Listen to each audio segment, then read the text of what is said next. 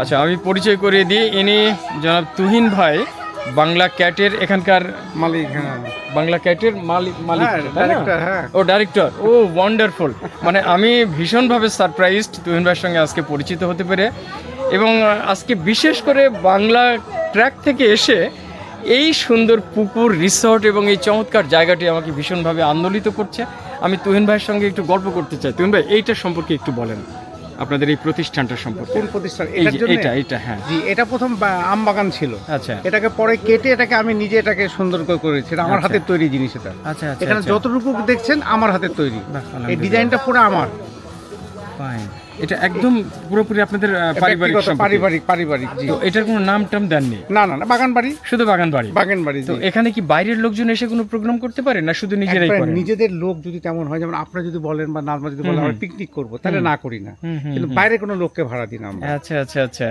তো এমনি মানে এই আর দিলেও আছে- ভাড়া কাউকে এখন পর্যন্ত কাউকে কোনো ভাড়া দেয়নি। বুঝতে এখন পারছি। আপনি যখন রাজশাহী কলেজ পিকনিক করেছে, সবাই করেছে, কিন্তু কোনো সময় আমরা কোনো ভাড়াটার ব্যাপারে কিছু করিনি। আচ্ছা আচ্ছা।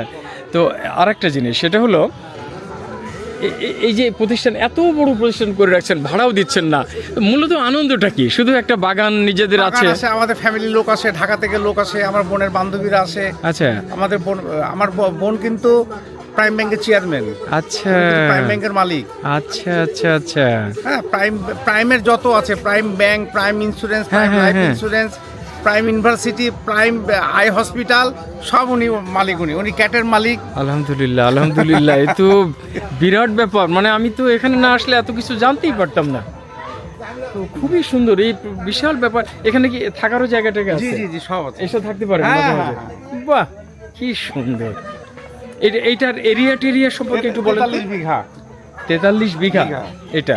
এখানে জি, কি জি। কি আছে মূলত? আপনি একটু এখানে কিছুই না, এখানে সেম এই যে যা যা দেখছি, কিছু নাই। জি, বাগান, জি, জি, জি। পুকুর, জি, কিছু পাখি আছে, পাখি, হ্যাঁ, হ্যাঁ। আর একটু সুন্দর বাগান, সুন্দর বাগান, গাছপালা। আম গাছ আছে, সব ফলের গাছ আছে। বাহ।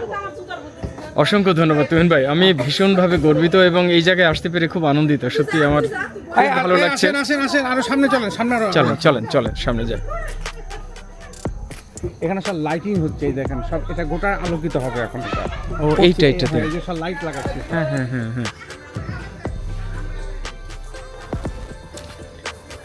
বাগান এবং আমের বাগানও তো অনেক। হ্যাঁ, মানে 420টা আম গাছ আছে। ওরে সর্বনাশ, কি কি আম এখানে সব রাখেন? ধরনের আম আছে, যত আম আছে ভাই বাংলাদেশে সবই আমই আছে। আলহামদুলিল্লাহ।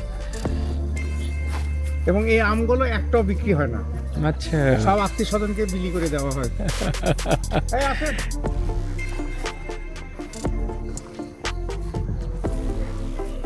মানে এই জায়গাটা মানে কেউ আসলে গল্প না করলে এটা গোটা আলোকিত করা হচ্ছে রাতের জন্য। লাইট লাগানো হচ্ছে সব। আচ্ছা, মানে এখন শুরু হবে, আত্মীয় স্বজনরা আসবে বিভিন্ন সময় ছোটখাটো প্রোগ্রাম করতে। 22 তারিখে যেমন ওই যে আমার বোন টোনরা সবাই আসবে, প্রায় 20-22 জন আসবে। আচ্ছা ওই যে ওই পারে আছে, এতে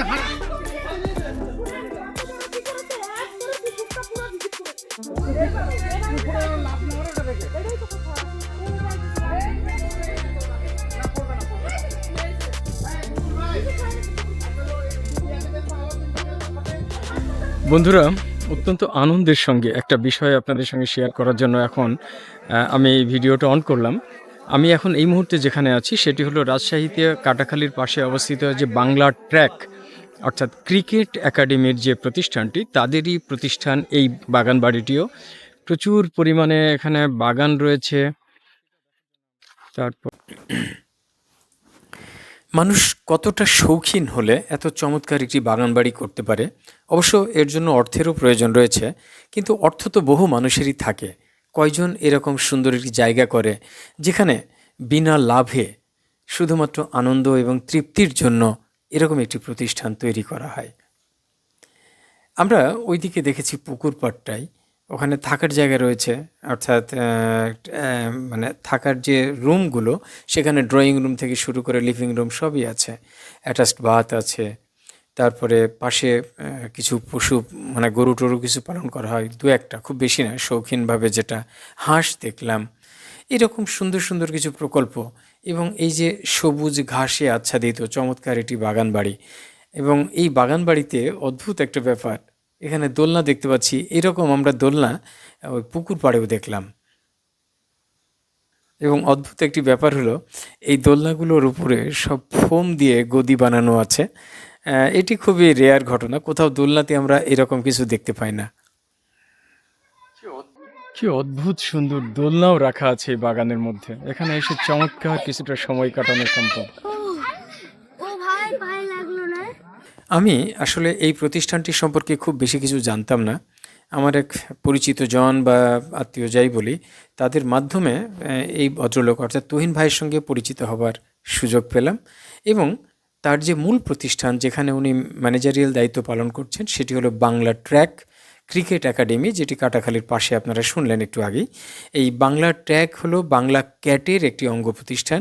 বাংলা ক্যাট বাংলাদেশে এই যে ক্যাটারপিলার যেটাকে বলে, অর্থাৎ বিভিন্ন রকম মাটি কাটা থেকে শুরু করে ভারী যন্ত্রাংশ যন্ত্রপাতি, এইগুলো তারা আমদানি এবং দেশের মধ্যে সেগুলো বাজারজাত করে আর কি।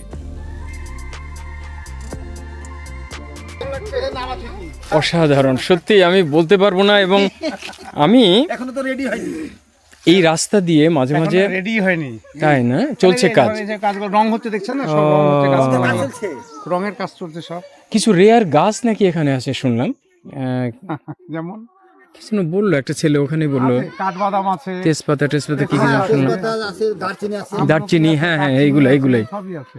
আচ্ছা বন্ধুরা, এখানে এসে হইচই না করে যদি আমরা চুপচাপ কিছুটা সময় কাটিয়ে দিই, এই যে মাঝে মাঝে বসার জায়গা রয়েছে, পুকুর পাড়ে অনেকগুলো দোলনা, বসার জায়গা, চেয়ার পাতা রয়েছে, তো এগুলোতে যদি আমি কিছুটা সময় কাটিয়ে দিই তাহলে কিন্তু দারুণ হয়। এবং আমরা ছিলাম যখন, তখন সূর্য ডুবছিল, অপূর্ব একটা লালিমাময় পশ্চিম আকাশ আমাদের সামনে আস্তে আস্তে হারিয়ে গেল। আমরা ওখানে বসে চা টা খেয়ে বিভিন্নভাবে একটু গল্প গুজব করে তারপরে উঠলাম।